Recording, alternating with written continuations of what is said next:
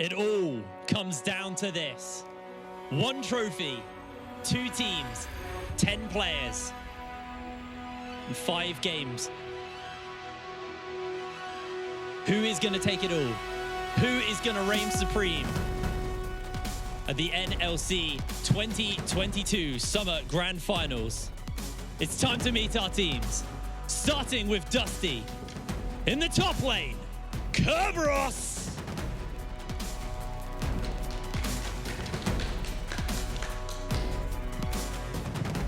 Jungle, Linkus.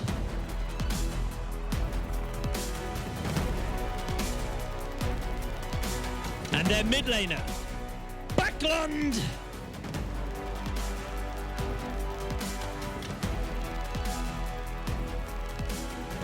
AD carry, Den Voxley.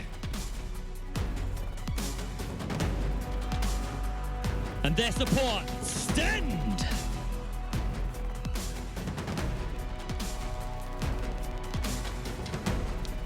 And Dusty's coach, Zen.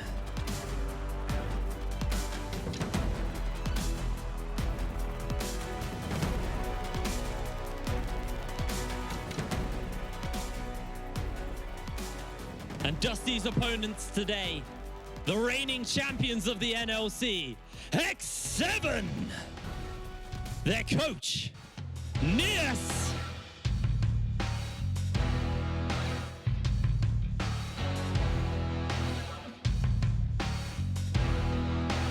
In the top lane, Chasey.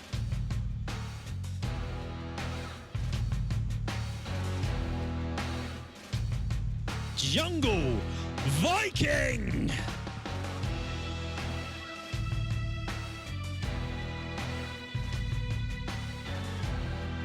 Their mid laner, Tempt.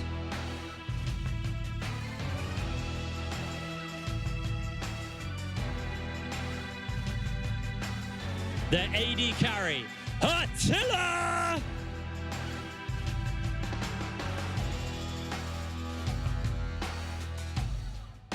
And their support, Kasing!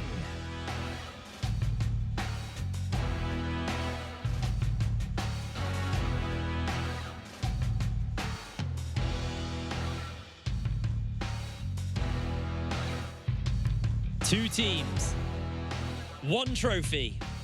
It's time to put your money where your mouth is, or the other way around. That's a hit frame throw. Meet your teams, X7 and Dusty. So here it is, comes down to this. Players in the studio, get to see all of their lovely reactions as things goes on. And I'm not going to try and read into body language, but we've been hearing some conversations. Yeah. There are some nerves on one side and a lot of typical boisterousness. Bravado, Bravado confidence. on the other. I am really, really intrigued to see how that happens and how that kind of starts to play out when we actually hit the Rift. Because it's all well and good talking a big game, but until you start showing it on the Rift, it is yet to be proven, and you only get 1 shot here today. You do. It is literally 1 shot. But I mean, there's 5 games. There's a whole bunch of, factors to play, like you were saying just before we went through all of the walk-ons and everything like that. And Amira, you feel that Dusty, they're very good if they get that momentum early, but it's kind of the same for X7. So I think this first game is really going to show us a lot. I'm so excited to get into this game. I can't wait to see what Champ Select looks like. I think my favorite thing about Best of Series is that adaptation, is that evolving style, because I think you really learn who is the better team, because it's not playing the same things over and over again. It's realizing what was strong, what was weak, what you need to deal with. I think the first game is not necessarily always the telltale, because in the best of scenario, game 1 is always a little bit more slow, reading your opponent, thinking what you want to do, maybe adaptations for next one. So usually all the the best of through playoffs in the NLC, we've seen the first game being a little bit slow, and then the team that possibly wins that gains momentum. And obviously X7 coming here from the lower bracket, reigning champions. I think anything but first would be a failure for this team. Yeah, but I look at X7, this team which are reigning champions, they're back in the finals. They're back, and they're arguably favorites. Imagine saying that halfway through this split when everything had fallen apart. They changed some players out, they bring in Viking instead of MC, And we are talking about them again a handful of weeks later as potentially the best team in the region. They're going to be absolutely staunch opponents for Dusty today. Yeah, but it's also kind of crazy to say that X7 are the team who we see as favorites and Dusty the underdogs when you just look at the regular season. Dusty finished first, and they did it pretty confidently. X7, an absolutely killer sweep through that bottom half of the bracket. So, you know, there is a lot of things, and also something else that was kind of touched on earlier before we got into that Road to Finals video was, you know, the team who've been playing more games in this run-up are X7, so they've got a lot more kind of important games under their belt right now, and that wind in their sails could be enough to kick them off, at least in this first game, with that extra kind of oomph. And you kind of mentioned it earlier, you don't want to take that sucker punch in game number 1. No, especially if you are a team that hasn't played as many games. You cannot afford to waste a game to settle in. I think particularly in this series, Champion Select is going to play a big factor. If that happens good in game 1, hopefully that will buoy them for the rest. I think the fun thing is that you've gone through so many different iterations of teams going through that lower bracket, right? Dusty have only gone through JDXL, which X7 then dismantled in a very clean 3-0. So your sample size of what you can face in playoffs is very small for Dusty, whilst X7 have played through some early game aggression, through some late game team fighting, through some late game wombo combos. They have seen it all and they have beat it all so far. The one caveat I'll say is while you have a lot more time on stage, there's also a lot more footage to watch. At least Dusty did have that 5-game series. It's not like they haven't played any games. Be very different if it was like, I would say like the old Korean style where you were just sat in the finals and you hadn't played any games. At least they've had something. Now, I still think this does favor X7, being able to work out what they're doing with this new roster game time. But if there a caveat is that if Dusty have prepared well, they have the footage to bolster that. Yeah, absolutely. I kind of want to now turn our attention towards the actual champ select for game number 1. Let's do it. What are we expecting coming into this? I'm going to start with you, Trouble. What are your kind of key maybe like red flags or uh-oh, this isn't right, or what do you really want to see from these teams? So I have a little bit of a controversial take when it comes to Dusty. I believe that Dusty Rosta is a blue side team, yet they have Kerberos with all these niche picks that would suit a red side team as well. And we saw Kerberos in the series versus JDXL. The second he started going onto his Darius, onto his Nasus, he started shining. Now you do this blind versus Chasey, you're going to get instantly punished. Now, this is really interesting because I do agree that there are some facts about Dusty which do kind of lend towards that blue side. They love playing around those power picks. That's something that we talk about in the green room. But if I was Dusty's coach, if I was Zen, the man on screen there, I would choose red side and I would be prioritizing that top side to get Kerberos into a position where Chasey's strong laning phase doesn't destabilize the map. Get one of these niche picks. Give you some extra space to say, look, you can take this more niche matchup in there. And they have chosen red side game 1. If that is a counterpick for top lane, that's one thing, but we're yet to see that. Now, for the love of League of Legends, ban Zeri. I just want to see Zeri being banned right here. I just want to see Attila on any other kind of champion, which he has showed he had played a huge variety of them, like the Aphelioses, the Lucians, the Kalistas, like literally anything. From early game to mid game to late game spiking, he can play them all. But please take him off that Zeri. It's really fun, that little anecdote, because remember way back in the day, like season 4 and 3 or whatever, when there was like that 97% ban rate Kassadin. I'm sure many people weren't around for that. But the theory goes effectively that something is so strong that you're actually not used to it being left open. And actually we saw today in the LCK playoffs, there was a Zeri let through for Ruler, one of the best AD carries in the world right now, and he actually lost on that pick. If you're going to play a hard gambit, you're going to go hard line, you say, you know, maybe we can let through one of these power picks because you've prepared something spicy. All your prep has gone into this moment. Now's the time to do it. I'm just going to say, man, so many teams left that Zeri open through the lower bracket. But I think all of them had something prepared. Very None true. of it came into fruition. But honestly, when we're talking about Dusty, we're talking about flexibility in draft. They're throwing in a Yasuo. Suddenly, you don't know where the Yasuo is going, top, mid, or bot. Same with the Seraphine. So, exactly, same with the Seraphine. So, if anything, if they do have a plan with so much flexibility, they can throw off X7. I also do think X7 have flexibility in the bot lane purely from Kasing. Kasing is an incredibly flexible player. We know he can play pretty much anything they give over to him, and we are in to picks and bans. We're starting off with the Yasuo and the Nautilus ban from X7. A Yumi coming in from the side of Dusty. We'll see what the final ban is going to be here on that front. They're going to go for the Renata for the side of Dusty, and X7 going to be rounding out their ban phase with Well, we'll see. But the first two bans away from back 7 are comfort, and they're also a lot of the combos which Dusty have crutched on. I think if I was going to categorize Dusty as a team, it's a team which is very well drilled on the specific combos they play. Stuff like that Yasuo Diana, Yasuo plus another knockup champion. Of course, Sten has played so much that Nautilus, it kind of applies to everything. But taking away some of that comfort very much helps. They just got it. They banned the Lulu. But it's very strategically given away to X7 because all 3 enchanters that would technically, one of these 3 go to Kasing to support that Zeri have been completely taken away. And I think Dusty are taking a page out of the X7 book. They're like, target 1 player, ban 3 of the champions, which is what X7 did against Astralis and against JDXL in the lower bracket. And also, you're seeing here the Seraphine, the Xin Zhao getting picked up. I actually like this because this probably, obviously, the Seraphine very flexible, but you have that Xin Zhao who can play very aggressive early here, and I expect to see quite a lot of attention towards this bot side. Already this game, to me, the alarm bells are going off. I expect to see a lot of action bot lane. I expect to see Dusty try and land that early sucker punch here. The Jarvan and the Sylas getting locked in instantly here for X7 as their return punch back. And my problem is, if you're picking a Seraphine, you're picking for team fights at some point. Yeah, it's a little bit of safety in that 4v4. You are not safe versus a Zeri, a Jarvan, and a Sylas running at you late game. If this Seraphine is there to say, we can stand up in the 4v4 late, that is not going to work here. I think this is a dangerous play from Dusty. Also, usually you pair up a Seraphine with a bunch of melees, so they can stay around her auras, you can shield them, she can speed them, and everything goes really well into these later on stages in the team fights. Now, of course, getting that mid lane melee, Kerberos usually plays melees in the top lane as well. This is very easy to sort of figure out and counter by the side of X7. Look at Viking locking in that Jarvan. You're like, you're getting all these melees in. If you clip them all together, Zeri can do a bunch of damage. Also, at this point, you're opening up something like a Sejuani in the top side, which has those melee synergies as well, whilst you still have, and that is a safe side lane, and it allows you to play through just crushing team fights. I mean, put it this way, Dusty only get one shot at doing this in this finals, because if this draft works, X7 have to rethink all of their power picks. But you gotta beat them first, and this is not looking particularly healthy.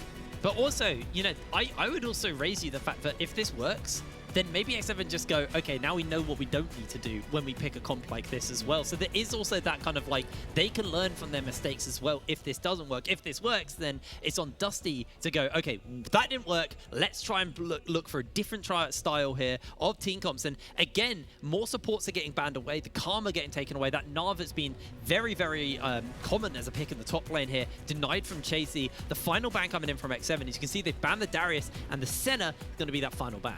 Yeah, and also they're taking away the Karma from the bot, and again, they don't want to give priority to the X7 bot lane because they wanted to lock in that melee support that will provide with a lot of engage and disengage together with the Seraphine. And again, we come down to the same conclusion that Dusty might be more of a blue side team with the Seraphines, the Xin Zhaos, the Leonas, but the R5 will go to Kerberos to make sure that he gets out his niche peak. To be right here, I'm thinking Nasus, but the thing is, when your opponent team has already locked in the Sylas, you don't want to be giving ultimates that are going to be benefiting the Sylas, and by getting something like the Nasus, you create a monster in the likes of Sylas. And normally, I'm the kind of person that says that ultimates for a Sylas are kind of the cherry on top, right? He does so well just because W allows him to duel almost any champion in the game if he gets enough gold. But in this game, where, again, going to say it again, feels like Dusty want to play on an isolated 4-man unit and then have a top lane matchup which works for them. And when we see that Sejuani, if we can predict it on the desk, they can probably predict it on the stage, folks. But in this game, suddenly you've got a Sylas that can steal the Leona ult, steal the Seraphine ult. Those are huge engaged tools to shut down the safety which Dusty are looking for in their core unit. And also the predictability. You have a Seraphine, you're most likely going to have full melees playing around her. And what Brom is really good at is capitalizing on a bunch of melee champions because he can get his passive stacked up on a lot of these members. And then Attila on this area can start popping in the stance. Now, Camille is something that we don't necessarily see very often in the current meta, but it is a Kerberos pick. All right, so I want to get your predictions for this. I'm going to start with you, Namira. What are these team comps looking to do? Pick a side and tell me their win condition. I think X7 have come away with so many different win conditions. You have incredible scaling by having an AD carry when the other team doesn't. You have lanes which can fight. The Sejuani only needs to survive against the Camille, and you'll be more useful in those team fights. I think, regardless of the way that Dusty look at it, they need to get early advantages, and they've pigeonholed themselves into it. I just feel like the execution is much harder here for Dusty. 100%. I'm seeing Camille and Akali wanting to dive the backline, find Attila, right? It's great and all good and dandy because if Kerberos can dive the backline and stop Attila from getting away onto a wall, then the Akali can follow up. But we've seen a lot of these games where it's really difficult for Akali to do reach the backline. You've got Sejuani, Prom, Silas. The front to back on the side of X7 is just so easy to execute, whereas backline has to find these key targets. Okay, so then for Dusty, what is that avenue? How do they do that? Is that just setting up good vision and making sure for backline can find good flanks, or is that baiting them into certain areas? You know, what are Dusty actually going to do? What are the avenues they play through to take this? I think those solo lanes, as Trouble was saying, are really what you're looking for, that diving in, but they have to do it with resources. They need to be ahead in the game. If they're doing that from even or behind, that entire game plan gets shut down incredibly quickly, and you don't kill Azeri. We know what Azeri does when it's unleashed. So look at those solo lanes for Dusty. Do they get advantages? Can they play through them? I think of Dusty as well as a team who, you know, they are very, very good in the team fights. You look at them, they seem to work as a well-oiled machine. Voxney is a player who I've had the pleasure of covering for an incredibly long time, and I've always referred to him as kind of like a mini Reckless in the sense of like, well, old school Reckless where, you know, you get 300 farm, then you start playing the game. That's Voxney's play style. As we get later on in, do you think Voxney will have the tools to be able to take this game over or not? Absolutely. I think right now he's a bit on a supportive role, obviously, because he's playing that Seraphine. And your role is to be perfectly positioned to get these very long-range ultimates through multiple people. You also have to time this really well because there is a shield on Brom and he will stop that ultimate. So I think the timing on the Seraphine ult, his positioning to try and stay alive through a Jarvan and potentially also diving the backline is going to be key. But again, my eyes go straight to backline because we've seen a bunch of Akalis picked overseas, over in the SDK, LPL, and sometimes it has become so difficult to find the mark in the backline. Yeah, actually, for me, I'm going to take a bit of a different tangent. My eyes are on Linkus. I think that if, and this is not something which Dusty have always done fantastically well, it's not been their area of specialty, but if this Xin Zhao can get up in the face of Viking and this J4 gets out-dueled by the Xin Zhao, that's what I'm looking for Dusty to start destabilizing things, because they have a lot of playmaking. If the game starts rolling well, and you've got a Xin Zhao that's constantly hammering in the enemy jungler, something like an Akali, something like a Camille can join that fight very, very well. So for me, it has to start with Linkers finding options for solo laners to get involved. Okay, so let's talk a little bit about Dusty as well across their entire journey here across the summer split, because they're a team who have been constantly improving. They've been on this upward trajectory all season long. Is this the peak, or is there more?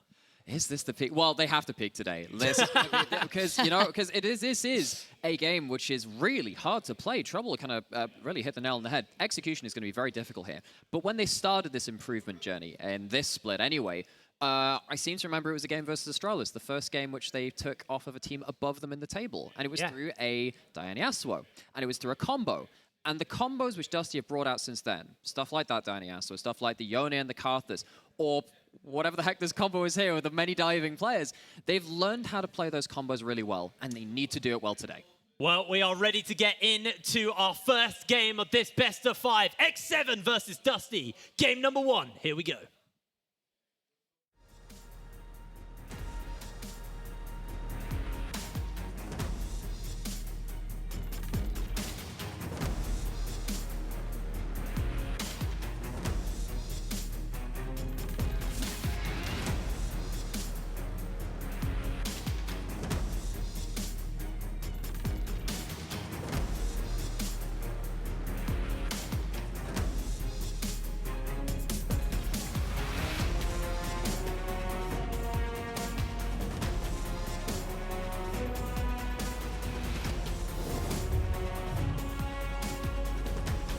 First game of the NLC Grand Finals. We've set our expectations for the draft. Now it's really time for these teams to show up. Who can take first blood in this best of 5? And as we were saying before we got into the action, the answer is no one. just completely lose all that, but X7 definitely have drafted themselves a easier to execute comp. I think that's completely fair. Yes. You guys definitely nailed that on the head. For the side of Dusty, you know, it's not like they haven't got avenues. It's not like they don't have tools to take this game. I would say that I personally voted as for Backland as my MVP of the split. I feel like if we're talking about a Cinderella story and the development and the and the shine of a player. I feel like his development from spring to summer has been a truly huge glow up for the player. Yeah. He went into being feared just for his LeBlanc to being feared for any assassin that will land in his hands over in summer, whether that assassin is Yone, whether it's Yasuo. We've seen Sylas, we've seen Akali, we've seen his LeBlanc and the solo balls that he could put down on the Rift. And if you put a player like this under a lot of pressure, right? Because you rely on his Akali to find the mark in the backline. It's not the easiest thing when you've got four tanks on the opponent team and one squishy, which is Attila on that Zeri. It's very difficult to get there, but I think if anything, if you rely on someone, Backland would be that someone to execute that. And I had to spend half of this split apologizing to Backland because in spring I was like, first couple of weeks, that even as LeBlanc was starting to fail a little bit, he was over diving, miscalculating, and suddenly in summer I'm like, oh man, this guy might be our best mid laner. Oh, what the heck, this guy's awesome. And he's had such a great split. And in this game, a lot of that burden of execution is going to return back to him. We're going to continue to check in with that as this game goes, because it is going to be a bit of an uphill battle. And Dusty will have to show that this is a combo that, much like the other ones, has been well practiced. That improvement through this split, if it allows them to play this comp, I'm here for it. Should we talk a little bit about the junglers as well? Because we haven't really hit on these guys. Viking and Linkus, I think they have very, very different styles to one another. I actually wanted to say that the fact that Viking provided so much stability on this X7 lineup has given them a bunch of their Ws. He doesn't necessarily have to be the carry, he doesn't have to be the flashy player, he has to be their consistent player that will pick key champions that will fit the narrative of the composition that X7 wants to play on the day. And if he feels like carrying, he damn well can carry on the Rek'Sai as we saw in the XL series, right? But something that has always stuck with me, especially when Viking is playing that Jarvan, is that he's not necessarily playing the Jarvan that we've seen Haru or Malrank, for example, play over in the LEC, where you'll see him level 3, level 2, level 4, level 5, level 6, perma ganking a lane and taking summoners away. I love what X7 just did there. Now, they don't commit to any big play at level 1, but Braum, of course, is one of the strongest level 1 champions in the game, and they get a ward on one side of the map. Process of elimination means that you know where the jungler is starting and on what buff, but Linkus is hanging about in that mid-range brush just to see if anything did happen. That is going to go down towards blue, and this is now important for X7. They know where the enemy jungle is starting, and that's a big win condition for Dusty. But that was a very slow start. 126, Linkus was still in that mid lane bush, hovering around backland, so he's about 2 to 3 seconds behind because his support had to start the blue buff. So because they were on vision, he still is on vision, they can actually time this to possibly get an early gank in with the Jarvan that's going to be ahead in the clear. So if that is going to be an early gank, though, you don't necessarily want to be throwing that bot side. Braum is not the easiest champion to follow up with early game. There's a cull on that on Attila on Zeri, and of course this guy is going to start scaling up crazy on. Hashtag we're scaling, boys. Hashtag we're scaling, because yeah, with that cull, you're not going to have the same immediate impact. Again, Dusty's bot lane, happy to sit off of it. Right, so look at what Viking is doing. He's doing the quickest path to level 3, and this could be their mid lane or a top lane gank. He did red into Wraiths. On the other side of the map, the only thing that can get you level 3 after this is that Gromp. So he's going to get that level 3 and potentially head towards the top side of the map. As you will see, Chasey is building up a wave, which will slow push towards the top side of the map. On the other hand, Linkus, if you see, still level 2 on that Zinzao, also heading towards the top side. We'll see if they actually decide to go for that. It does look like, for now, he's just picking up that blue. Could also go mid, as you kind of hit on as well. Backland, half HP, has obviously still got his summoners, but is slowly burning through his pots. As Backland definitely struggling early in this lane, as you kind of expect from the Akali versus Sylas lane. It is a lane which can be a little bit more punishing, but Viking now making moves either into the jungle or actually is just hanging around here in the river. So he looks to maybe be hunting Linkus down. I mean, he's got options, right? Because all he wants to do is make sure that his lanes are surviving, and this is something that Viking has done oh so well for his team.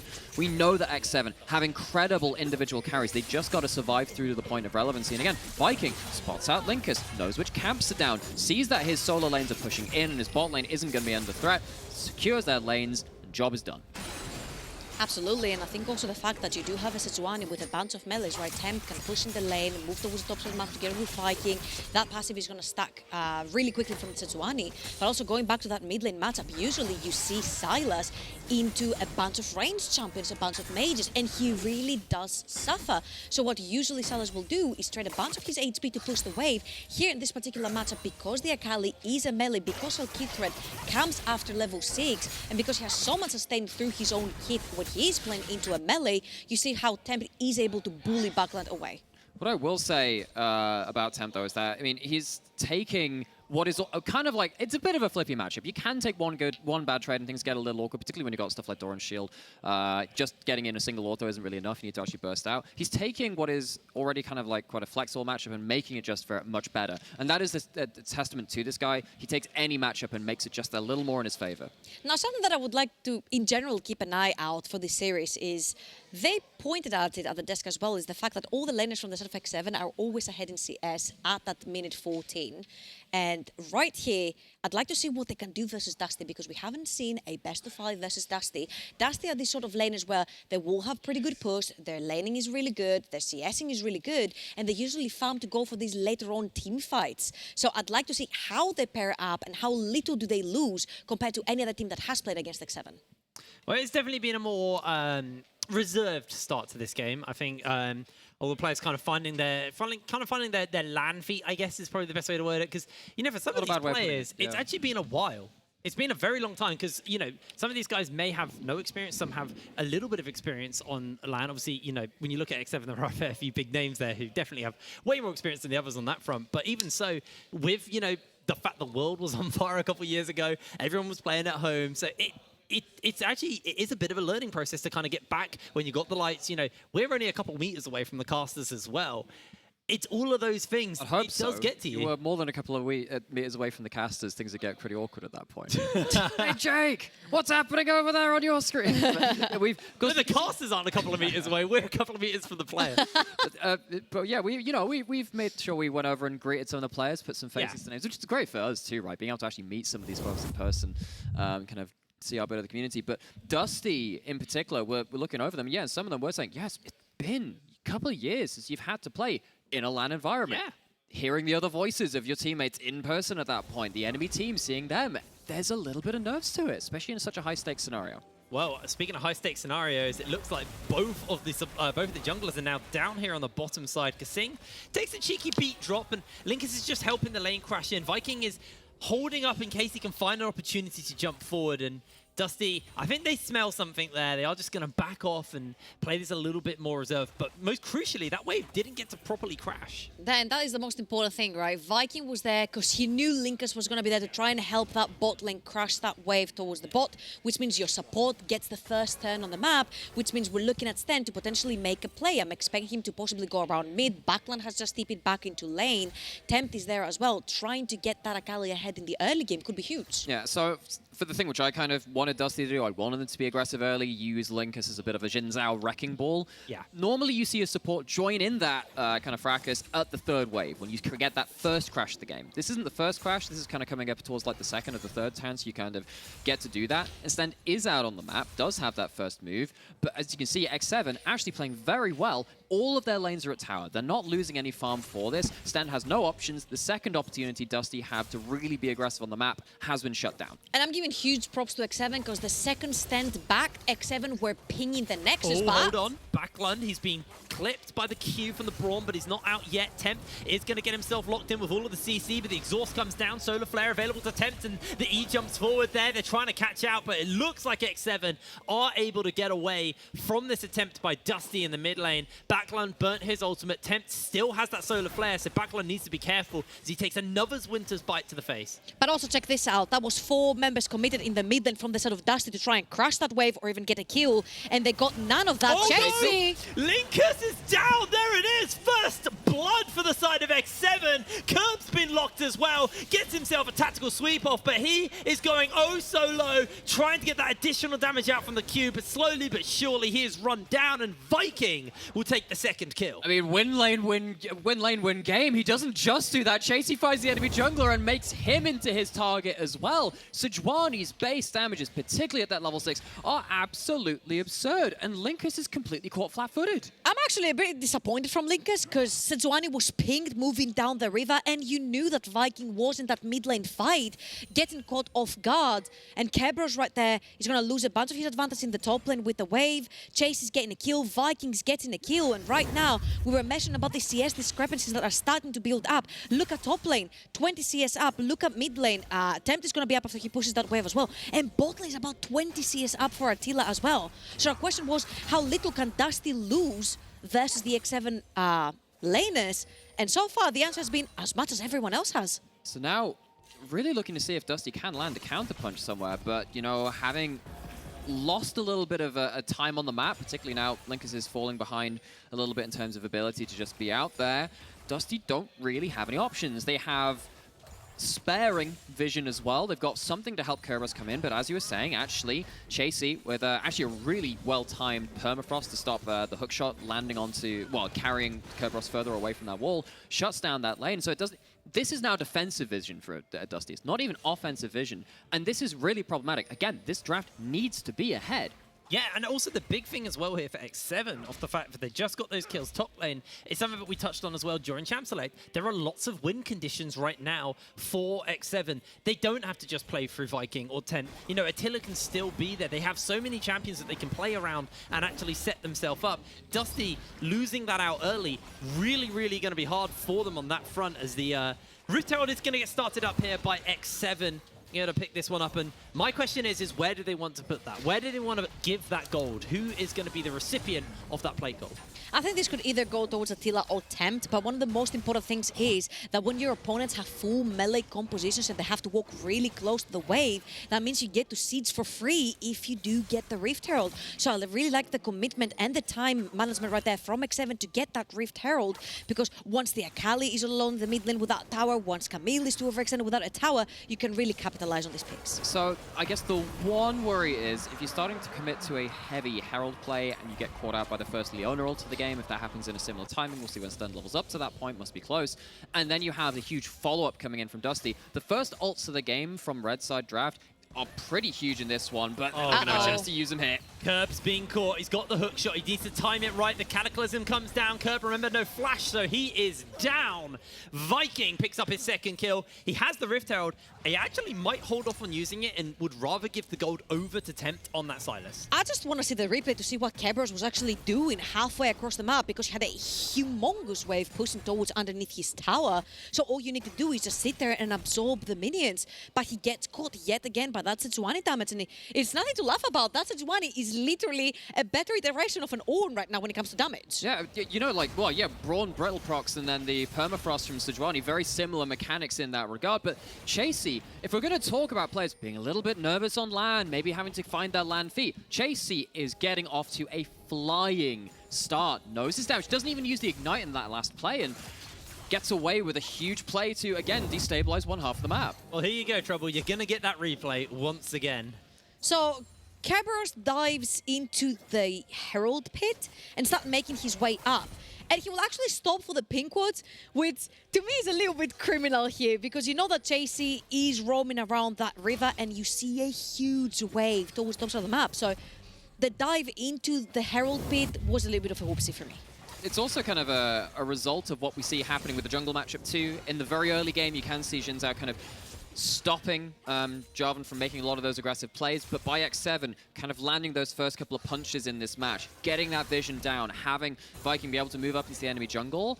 Viking hasn't been spotted pretty much across the map from Dusty. Dusty are very much on the back foot in terms of these plays and in terms of the information they have to make these plays. Well, we're on the back foot in terms of gold as well. As we hit that 11-minute mark, there is a gold lead over to the side of X7. They got themselves 3,000, about 2,000 up actually, to be completely fair. And that has resulted in Sejuani having a full item already finished up. Everybody else is on those components, but with that Rift Herald in pocket and still got a bit of time left for Viking to use, he could use that to just ensure that this Everfrost comes through very quickly for Tempt. And then once that Sylas has Everfrost, playing Akali in this matchup is rough. There's so much crowd control. It's a lot more reliable for him to land the E. And it looks like Dusty actually just helping Backland push this wave into Temp's face. And I think one of the most important things is that we also pointed our finger to Viking. We're like, your Javan doesn't look that aggressive in the early game. It's really good getting the Cataclysms later on. Right now, this guy has been on almost 100% of the kill participation through the back of Chasey, finding the picks for sure. But right now, that Javan has the gold drinker completed, which means you want to take the fight to Dusty. Temp did actually throw out the ultimate there, so he has that second half of the perfect execution, but he's not going to fire it quite yet. Chasey is down here though, and it looks like X7 are committing to use this Rift Herald in the mid lane, although Viking's backing off, so maybe they're thinking twice about it. They've still got a little bit of time, but when I say a little bit, I do mean just a little bit of time left on that Herald, and it's actually a very fast rotation towards the bot side, because Dusty, they committed resources into the mid, and now they get caught, their trousers around their pants, and Viking slams the Herald down in the mid lane. Yeah, why not give more gold to the Zeri, right? You just pop that Cull, get a couple of plates. Telic manages to hit that tower. Are they going to be... Ooh, pops the Altars, Linkus. Ooh. That was very close though, because Dusty committed almost 4 members towards that bot side of the map. But the second they saw Tempt, Pema pushing that mid-wave backline actually had to reply. So yet again, X7 getting that money into the Zeri. The call has been completed as well. So we might have the first completed item for Attila right before that second dragon fight. But once again, it's a defensive play from Dusty. It's not them going on the offensive. They're using tools to try and kill a Herald. It's not like you're trying to get a big dive, get one of your solo laners ahead.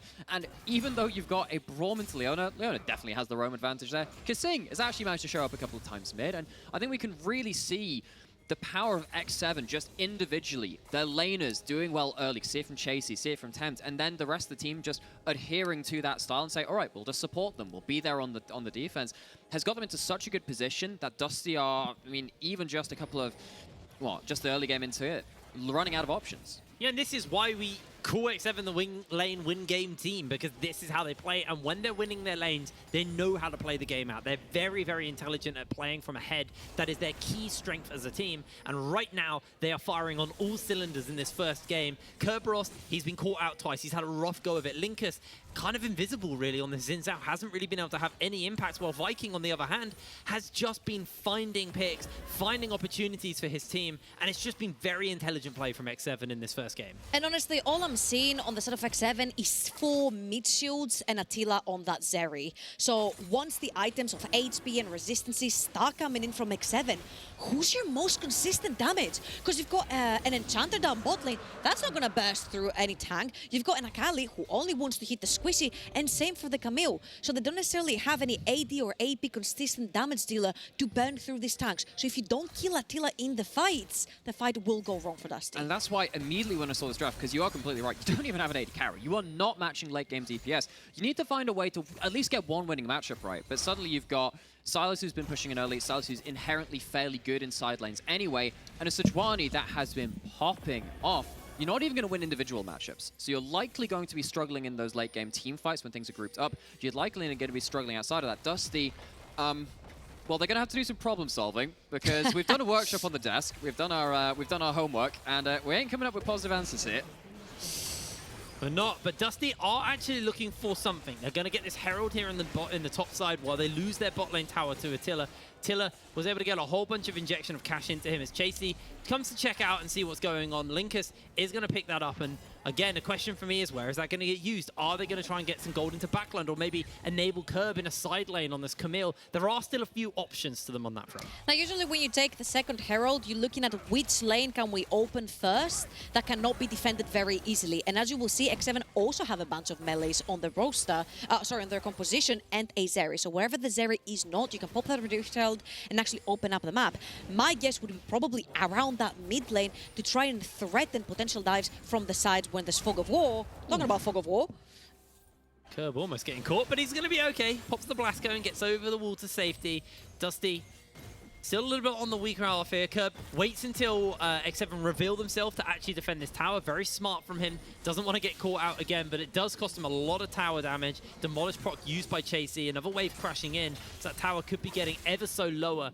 There's a Tempt and Backland answering each other out on the bottom side of the map right now. There's a lot of pings coming down towards this mid lane. Denvoxy doesn't quite land the beat drop, and it does look like X7 are just going to be able to scatter away for now. It does seem like Dusty are trying to slow down the game a little bit as well. They're not over-forcing. They're not feeling too desperate yet. But they're going to have to find some plays somewhere. Trying to look. Oh, Solar Flare, they get the two-man knock up. The Encore is blocked out by the Braum Wall. And now Linkus is in low HP. Backline trying to find the assassination off, but he's been locked down. And Hasty is the second charge of the ult to get away. There's the Everfrost onto 2. And there's the turnaround Encore. Backline flashes away to safety. Hit by the Zeri. Tower shots coming in onto Chasey, but he's able to survive. And the tower's now doing a lot of damage. Temp slowed down, but Temp will survive. X7 find 1, and they lose nobody on the other side. Tempt uses the Encore better than Den Voxney can. That Braum shield was huge. I was just about to call Dusty, not call them out, but say actually maybe it's a positive thing that they're looking to slow down the game, and then suddenly they get desperate and they overreach on that play. And I think if we look through the replay, the only reason they're overreaching is because Kerberos is picking up a fight with Chasey. Kerberos does not have a TP to join, but Chasey does. And because Kerberos is taking the fight onto this Sejuani, they feel safe to play the 4 versus 4. But we also didn't mention Den Voxney, his positioning, his ult timing is going to have to be pristine because that shield from Braum can always stop your ultimate from going any further.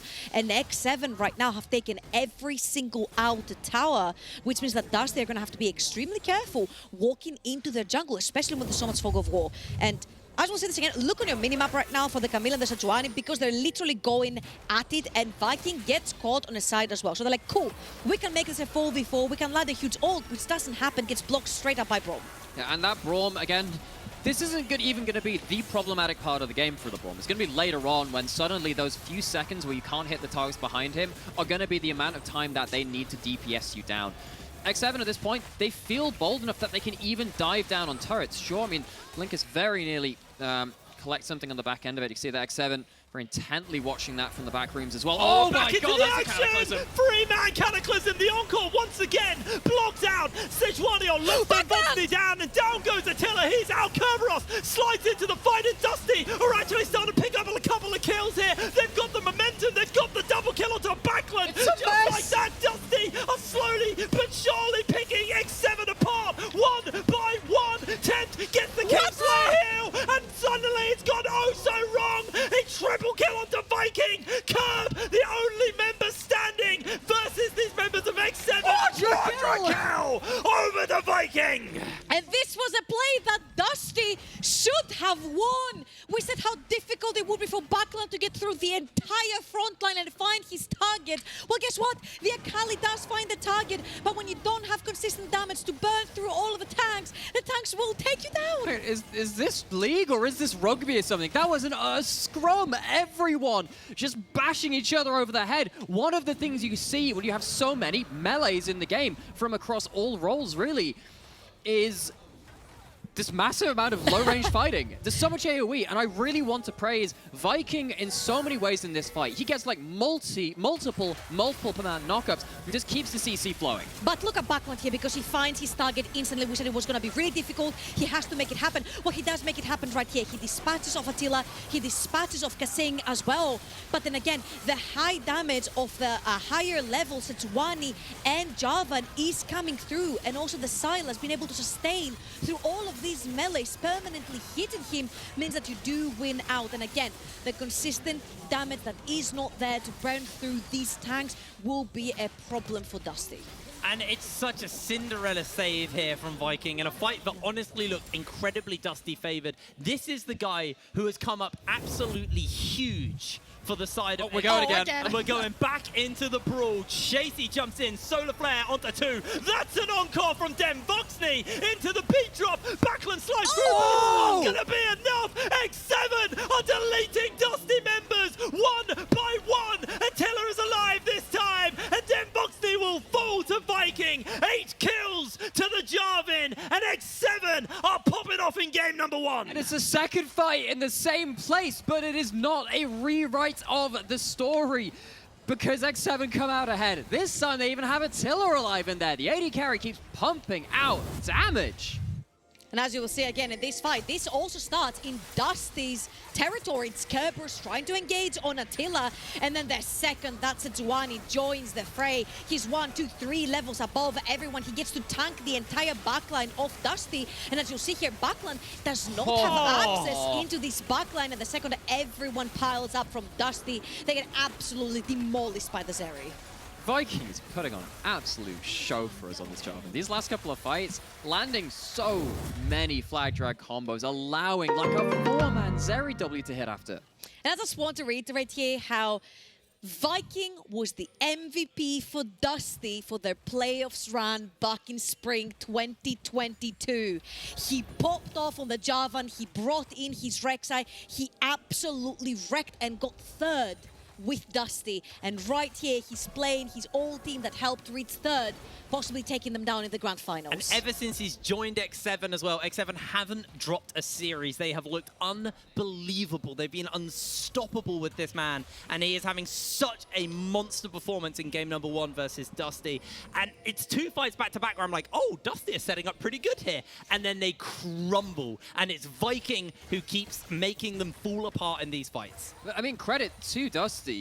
I thought this game was pretty put to bed by that point, honestly. And they find 2 fights which I would not have thought they could have found. But Dusty, they know their combos. That's something that we know from this. Now, problem is, they've bought into 2 fights. They've lost 2 fights. It gets harder each time you lose. It's going to be an even harder battle still at this point. Something that I'm a big fan of for the set of X7 is their itemization. They know they can out-bruiser Dusty. They know that Dusty doesn't have any consistent damage on their side. So everyone is a big tank. He's in trouble here. They're looking for a good encore. It's only going to hit onto 2, but they're underneath the tower. The solar flare comes in. Then Voxy finds a shutdown. Curb jumps forward. The flash comes over the wall from Viking. Attila's still untouched. Backland looking for Viking. Pops himself the W to stay alive. Viking slams in. Then Voxy's caught, and Viking immediately pops the hourglass. Attila still remains untouched. Sten's trying to deal with him. As Sing is going to be taken down by Kerberos, but it's still Tempt on the back as Attila 1 versus 2 comes up huge. Curb may fall to him. How the hell does he keep getting away with it? Attila is an absolute god. Triple kill. We're screaming, Attila's screaming, everyone's screaming. What's this guy doing on this champion? This would have been another fight where Dusty wins. That was a 4 versus 5. You have no freaking business. But right before this fight was about to break out, I started mentioning the itemization, the Hex Drinker into the Gold Drinker, the Hourglass into the Everfrost, the Shield Bow into the Phantom Dasher top lane. You've got so much tankiness and the Frozen Heart coming through. There is no consistent enough damage for Dusty to break through all of this sustain and tankiness from the side of X7. Just watch Attila. Just watch Attila. He had so many people on him, and he refused to go down. The way that he manages to hold on to his summoners and his ultimate and his dash to keep space is utterly sublime. I also think Viking, look how much damage he soaks up with his own stopwatch in this fight too. Gets the knockup, goes here. Ooh. You can see that the Akaliar comes in, other sources of damage blocked out, and Viking manages to buy himself another lease on life when he should have been down at the start of it, and it just buys so much space for Attila to do this. And also the fight was so broken apart from some point. Like, when Dusty was winning, that's because they were stuck up as 4 members. The Seraphine was shielding and healing everyone. And Attila pulls off the fancy play as well for the triple kill. It's just so... He is feeling the energy He's from the that. Yankos of the NLC. Oh, it's so good to watch. I also want to give a big shout out to Kasing. Kasing has constantly denied Demvoxny from these encores. The TP, the TP. They are coming in with the teleports. They're looking for the lockdown, but again, the encore goes wide. Linkus is dead. Attila finds his 6th kill, and the solar flare will lock a couple of people and place the shades from Tempt into the Everfrost. Vikings low HP, but he's shut down by Curb finally. Maybe Dusty have enough juice in the tank, but everybody's jumping over the wall. Here comes Attila to take them down. Backland, the only standing member for the side of Dusty. We are in the abattoir because Dusty are being slaughtered in game number 1. See if they want to finish here. There are some respawns coming up fairly quickly. They'll at least take the inhibitor, but you know what? We said that this draft was risky from Dusty. They left open a lot of power picks, and they gave Attila Zeri. I think we can confidently say that should not happen again. We thought we should probably say that leading into this series.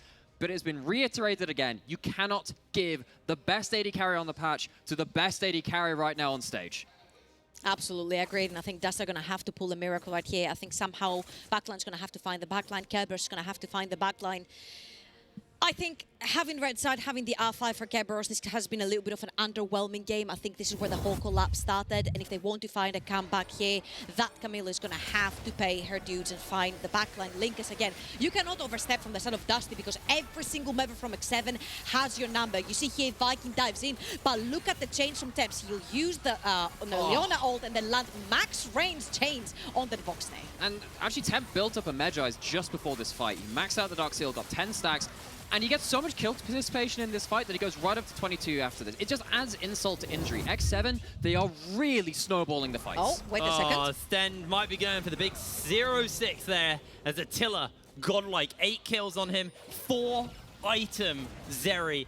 Absolutely monstrous coming in from him, and that Wit's End as well, meaning the AP threats are just that less scary. Yeah, because the AD threats are not scary at all from the side of Dusty. It's literally the Seraphine and Buckland on that Akali doing any sort of damage. X7, no, they want to take him down. Oh, this might just be huge, but they only get the charm blocked out once again. And there is the wombo. Denboxy goes golden, but he is sent to the grey screen. Curb can't do anything but watch as his team fall one by one. Kasing holds fast and refuses to go down. It's almost a clean sweep from X7. Only Sten, only Backland standing as the inhibitor will fall down. And that is 2 down inhibitors right now for the side of Dusty. I think we'll see TP's coming in as well. Tempt is all the way back in base. He does have the teleport. He's going to pull it. They can end right here. This looks to be the end here for Dusty in game number 1 of this best of 5. Towers will crumble. Nexuses will be left exposed. And Dusty, they had a plan, but it did not come to fruition. Game number 1, going to X7. We said a lot about the importance of this first game. I was of the opinion, just to take it, especially with something like a strong draft, using red side to get an important counter pick, that this could be a very competitive, close series. That first game, Dusty, credit to them, played out what was a very difficult composition and gave some signs of life. But that was still an absolute slap to the face by X7. I just don't think it was enough. The fact that Sejuani is rolling you in the early game is a little bit disappointing, especially since you have R5 to counter that Sejuani. So they don't just have one open wound, they have multiple. Because Zeri was a problem, Tempt on that Salas was a problem, but then later, earlier in the stage of the game, that Sejuani is the one that broke open the entire game, snowballing Viking onto that Javan. And actually, I want to eat my words right here because I'm like, Viking is not that aggressive onto the Javan. He found huge Cataclysm with 4-mana ults. He found huge knockups. Every time anyone would overextend from the side of Dusty, he would capitalize on them. So my hat off to him. His Javan was insane this game. I think we see the real power of individual power, yes, but seeing what that leads into after the early game. Yeah, I think as well there's a lot learnt here for Dusty. I think you do look to rely on old faithful team fights, give Denfox and AD carry, ban the Zeri for God's sake, and then try and actually beat them in the late game because we know Dusty are capable of taking those fights. But that is game number 1 done. So we're going to pass it over to Arkaram and the rest of the desk to break that game down. Thank you so much, Hip Rain. And that was a good lesson coming in from X7, experience coming in clutch on the stage. We need to talk about this. Let's start with the champion select, if I may. I heard Attila say on the media day, they're not going to leave Zeri open, are they? Nah, surely they... Ow. Like, that was a lot of Ultra Shock lasers. Plus, like, the rest of the comp was so deadly around it. But we know what Attila does on this champion. We've seen it through the whole of playoffs. We've seen it around the world. And you were damned if you do, damned if you don't. You try to shut down the Zeri, your backline's dying to the massively fed Jarvan and the Silas going in. You're damned if you don't, because Zeri does what Attila just showed us in that game. He gets a couple items, it is lights out. But there was a plan, no? There was a plan to deal with the Zeri. You were talking about it, so please explain to me, what was the plan and why did it fail horribly? I think the plan basically was Seraphine will keep everybody alive. And I think it was a good showing in the start. They were keeping Mr. President alive. Seraphine was healing a lot, doing something. But in the most crucial moments, they were leaving Mr. President Seraphine behind. And when she's dead in the backyard, Zeri is just falling through everybody, dealing so much damage. And we were watching the game, and there's a specific replay. We're going to start and showcase you that one, where it seems like Dusty were having a good game, but they lost focus of what they needed to do. Exactly. This is such a good fight because here they should have just gotten out. Dusty had a good potential to get a pick, to get a flash out of Viking, but then they overstep. And X7 are good and they collapse on a mistake and get the pick. And there's an issue here in that Silas can steal Seraphine ult and use it better than Seraphine can, because on the other side, Kasing's Braum is such a problem. You block so many of those key ultimate engage to try and get onto somebody like the Zeri, and you get fights like this consistently where, congratulations, you managed to get to the backline. In this fight, they do manage to try and get a hold of the Zeri, but then all the while, the Seraphine's being targeted, and these messy, extended fights when you've got a Sejuani and a Braum setting up all those permafrosts alongside 2 melees to activate those procs, and Zeri is left to free fire like you just saw. It's so much easier to execute for X7. That laser, I bet you that thousands and thousands of League of Legends players are going to watch their replay and everybody's going to feel the same thing. When We they did see that in the green room. We all went, ooh. Like, literally, we had some of the observers in with us, and we all together went, ooh. Just being on the other side. So Zeri is a fun champion. So this is right now a showcase of what X7 can do. And we were talking about if Dusty gets the first game, we might get 5 games. If X7 gets the first game, oi, oi, oi. At this point, I think just they need to change everything up, because exactly as I say, X7, they are experienced, they have the stage, like they have done this many times before. So if Dusty is going to be able to come back, they're going to go more aggressive, because clearly they can't play too relaxed back, try to keep Mr. President alive. They want to fight. They want to fight, so give them the fighting options, and it might change up again. Initialize. If I Yes. may, you have a clock on your wrist. I do indeed. What time is it? Ooh, that looks quite like 26 minutes. What's going on? 26 minutes in. Slap you with that replay of Attila yet again on a Zeri, 26 minutes in. Look into this beauty. And once again, we are seeing a split in priority. Some members try and go after the Zeri, the other half leave the Seraphine alone. And honestly, at the start, this looks pretty good for Dusty. Yeah, I totally agree. The start is really good, but this is the point where everything turns. They're going in multiple angles. Jarvan in the backline getting so many stop down, and they're just chasing after Leona going into the backline. Everything is split, and Seri just hitting, stacking, everything. Attila is just taking completely over this fight. Because he could have flashed way earlier. He just hold it like I'm baiting you in. I would love to know what HP he gets out on there. But the thing is, even if he does die, the fight is still won. And you can see it there as Attila yells some interesting words in Portuguese. So, that is in Portuguese. I'm not going to say it, but that was Portuguese. The point still stands, though. Yeah. But like in those extended fights, when Zeri gets to basically press Q, Q, Q and stack up the Braum passive, stack up the Sejuani passive with those double melees as well, it's so frustrating because if you get tagged once, you're kind of out of the fight if you're in there for any longer than 2-3 seconds, because that passive gets stacked so fast.